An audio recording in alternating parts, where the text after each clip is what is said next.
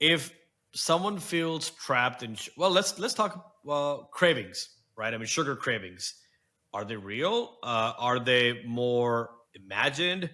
And if they are real, and somebody does feel trapped in those sugar cravings, what is the first realistic step that they can take? What is the first thing or first few things that they can do towards breaking from that cycle?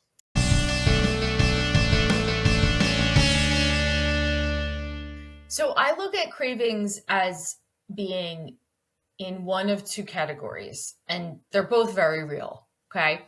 Mm. The first category is a nutrient craving. And so this would be the type of craving you might have if you've gone, let's just say you've had a super busy day and you didn't have time to stop and have lunch.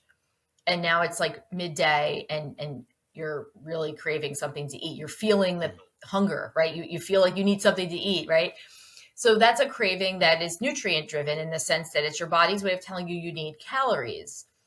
There's also other types of cravings that are nutrient driven. Like, for example, if, I don't know, maybe if all of a sudden you're like, I just really want to have hamburgers for dinner tonight or some sort of beef meal for dinner tonight.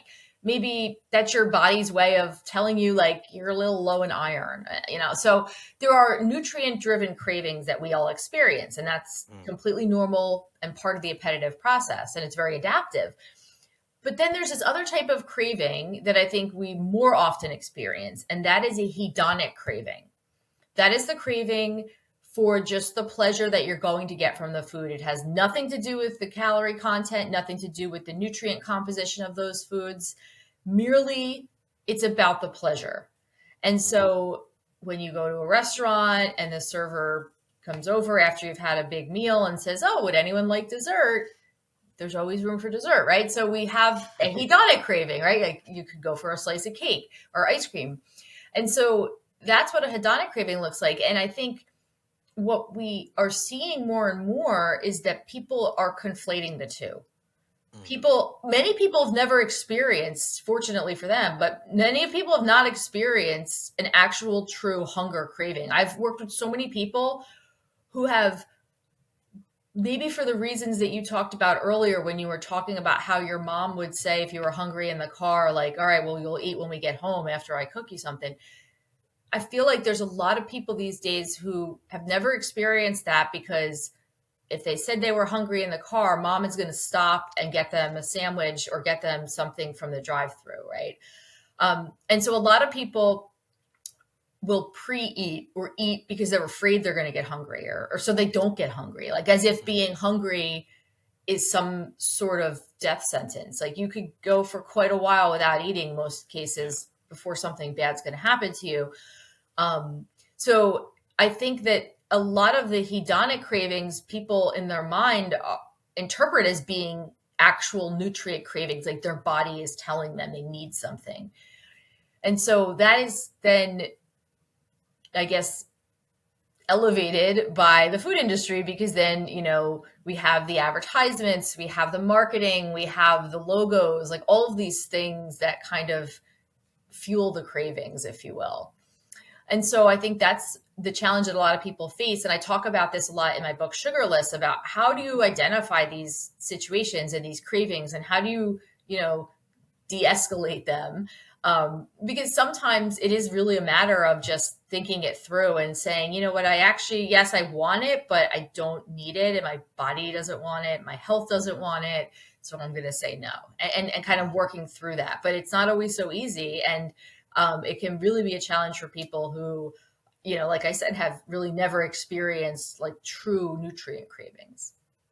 So basically, try to identify at that time, from in real time, for example, and say, "Hey, am I hungry, or do I think I'm going to be hungry? So let me get ahead of it." And even if you are getting ahead of it, try to figure out what is the best alternative to feed that hunger, rather than, to your point, the hedonic pleasure, or hedonic craving. I absolutely love that, which is, again, the hedonistic mindset just propels you to say, no, I got to get it right now. I got to take care of this problem or this desire, this need, this craving right away. And I think the ability to even just identify which one is what could probably go a long way in helping a lot of people just Hmm. right off the bat like that. Yeah. Yeah. And I think too, when you start to sit back and just ask yourself that question, like, am I hungry or do I just want this? Yeah. Yeah, it's a big question. And if it's that you just want it, well, okay, why do you want it? Because it's going to Mm. make me feel good. Well, why do you need to feel good? Or could something else make you feel good? Like, that doesn't involve like 500 calories. Yeah. um, Yeah. so again, I just think it's about like, and this is why I think the GLP-1 drugs have been helpful in that sense, in that it's about like making a pause so that people can then ask those questions. Because if you think about it, I mean, these foods don't allow us, like, that's not, addiction works very differently. Addiction, there's no like rational part of our brain that's able to then intervene when we're addicted to something. That gets cut off. The prefrontal cortex is the part of our brain that's the rational part. And when people are addicted to something, the connection between the prefrontal cortex is weakened. And so, the rational part of the brain that says, hey, wait, stop, wait, let's think about this, it gets silenced. And so I think the GLP-1s can be helpful because they allow the prefrontal cortex to speak up again, and allow you to then say, okay, let me listen and think about this for a minute before I jump into this decision. So that's Mm. where I think that, and you don't need a GLP-1 drug to do that. You could do it on your own. I mean, you can work and train yourself to really say, okay, I am not going to give into this. I'm going to give myself a few minutes. I'm going to think about this. I'm going to ask myself these questions and decide for real if this is what I really want to eat. If I'm hungry and I want to eat this, or if, maybe you're not even hungry and you're just like, I want to actually treat myself to a little piece of cake or whatever it might be. Okay, fine, or go for it. But having the control, I think, is the key Mm. element. And when you have control, then you're free. When you don't Mm. have control, then you're a prisoner.